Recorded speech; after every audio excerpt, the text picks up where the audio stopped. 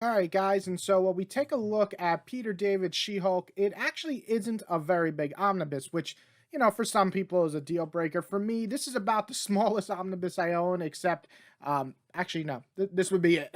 But it covers issues 22 to 38. So if you didn't know, She-Hulk was written by Dan Slott previously, so you want to grab his omnibus if you are big into following in order, because his run ended at issue 21. But Peter David starts at 22 to 38. We also have She-Hulk Cosmic Collision 2008.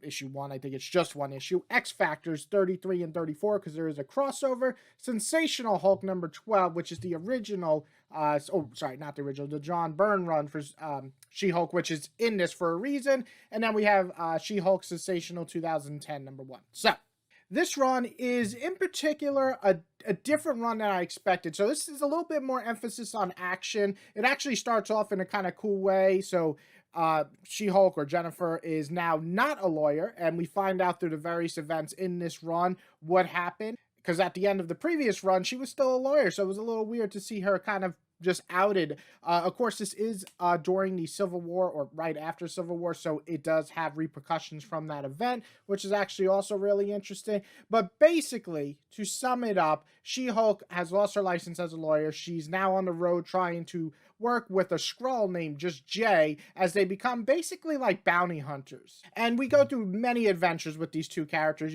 hunting down people, including almost getting killed at times, landing in prison, eventually dealing with the Skrull invasion, which was another event with the secret invasion. So there's plenty of plot points to go around, and actually some really touching and memorable moments with certain characters I really didn't expect. Just like kind of characters that show up, like a husband and wife, that actually made me feel something. So I like that. And I really just overall like the characterization of Jennifer from Peter David. She's self-aware that she has issues, but she's also, horny all the time, because that's who she is. Hey, don't worry, Jennifer, I'm with you on that. But she's also a really good person with a good heart, willing to do whatever she has to help her friends in need. And she's also pretty funny. So you have all these elements coming together that really make this series actually a pretty fun adventure. I would say the art is mostly ranging from pretty good to great at moments, though I have to say those X Factor issues are really fucking ugly, which is really weird, because I remember not being like too affected with that when reading X Factor years ago.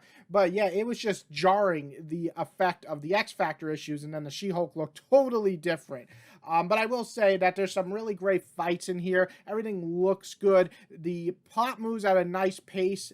Peter David even makes fun of himself where he kind of over talks characters, and I think he does that, but here he kind of reins himself in. I thought that was actually pretty funny and interesting, breaking the fourth wall, basically. I will say I didn't really see too much fourth wall breaking. This isn't John Byrne's series.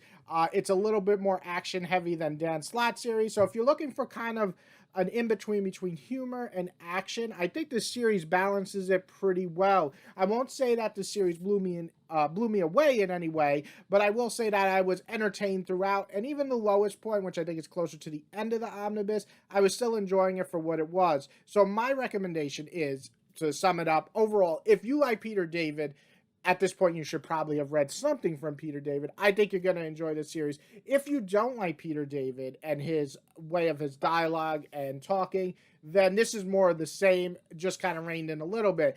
If you're a fan of She-Hulk, though, I have to say that I think this run is very much worth reading.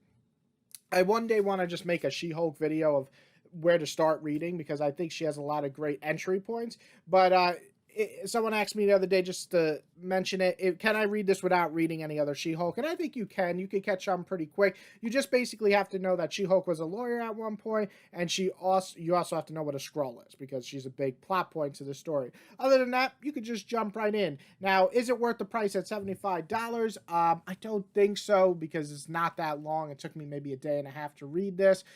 But if you can find it for maybe 45 bucks, definitely worth checking out at that price range, or even 50. But yeah, if you like She-Hulk, check it out. If not, this is kind of a skip. I'm going to go with a 3 out of 5. I think it's a good, solid omnibus, just not great in my opinion.